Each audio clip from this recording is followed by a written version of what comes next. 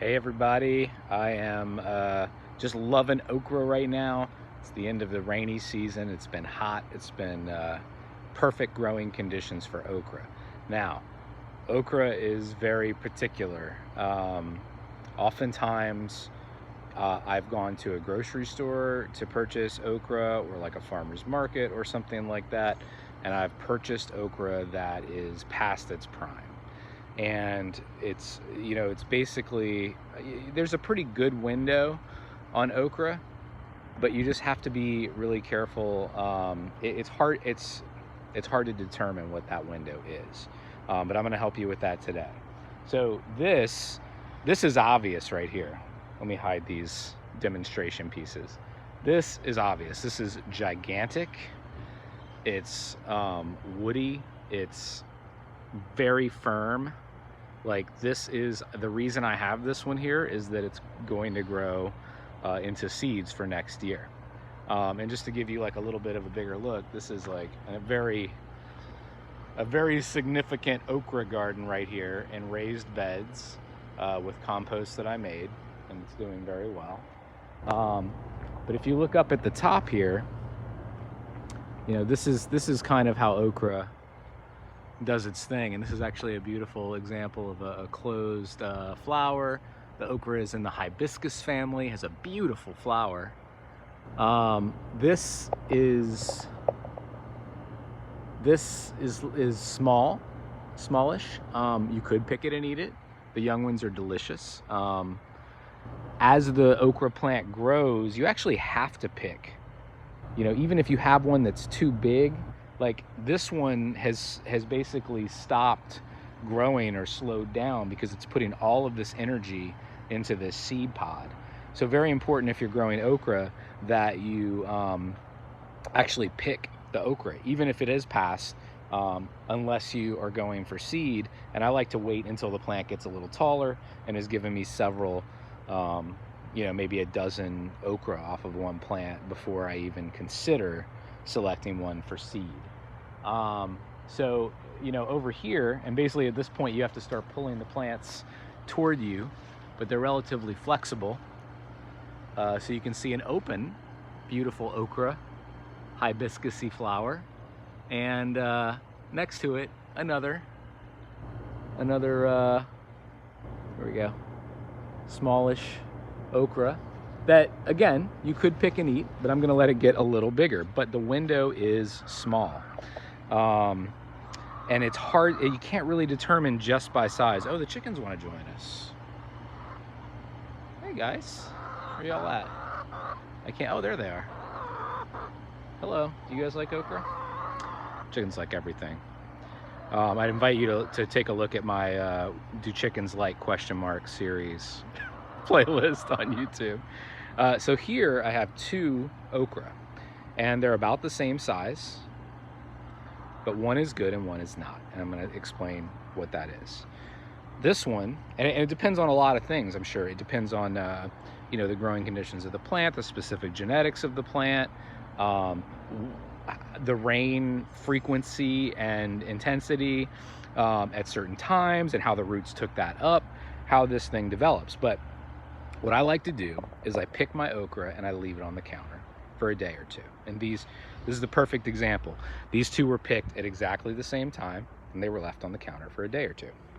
So this one is past its prime. Same size as the other one, picked on the same day, but just not right. And the way you can tell is its rigidity. Very simple. And more specifically, and the thing is that after they've come off the vine, what it is that they wilt just a little bit. And I think that's actually crucial for a good tasting, good, easy to cook piece of okra, is to let it wilt a little bit. So both of these had an opportunity to wilt. This one did not. The ridges in particular, I mean, you can run your finger down these ridges. It's a little too close for focus, and they don't move at all. That's the way you test it. That, and just the simple, sort of bridge stress test. You see how that goes. Now watch this one. Totally different. You see that? bends and soft, beautiful. It's gonna cook nicely. And if I run my fingers down those ridges, you can see them actually give right there. So that is how you find, you know, because if you're gonna, like us, we actually will cut it up and freeze it, because there's like a very specific okra growing season. And then, you know, then you, if you cut up a bunch of woody okra and put it into your bag full of delicious okra, well, whatever you cook with it, you know, you're gonna have good bites and bad bites, and it's just gonna be terrible. So I hope this helps in terms of your okra growing, or your you know, excitement about growing okra and getting it just right. I wanted to tell you just real quick a couple of things regarding what's coming up on the Forest Ranch. Been a little quiet lately. First off, thank you so much. We're 1,000 followers, 1,000 subscribers. It's amazing. I just can't even believe it. It's so great. So I hope you enjoy the films. Of course, share them, you know, everywhere. That really helps us to grow and helps me with like my whole purpose in this, which is to share regenerative ideas with a growing audience of people who want to change the way they live and change their community, and thus changing the world. So thank you very much for that. I'm working on, I got the opportunity to speak to a friend, Daniel Ehrlich, who has an organization called the Coffee Co-Mission that deals with basically a regenerative sort of economics with the coffee growing regions of the world. And really, like, in a lot of ways, trying to decolonize that and invite them to look at things the way their ancestors look at them, and take some of that Western chemical agriculture and mechanical agriculture out of it, and just remind them that the truth that they know, that their fathers and grandfathers and mothers and grandmothers knew, you know, is true, and that is how things grow sustainably in their region.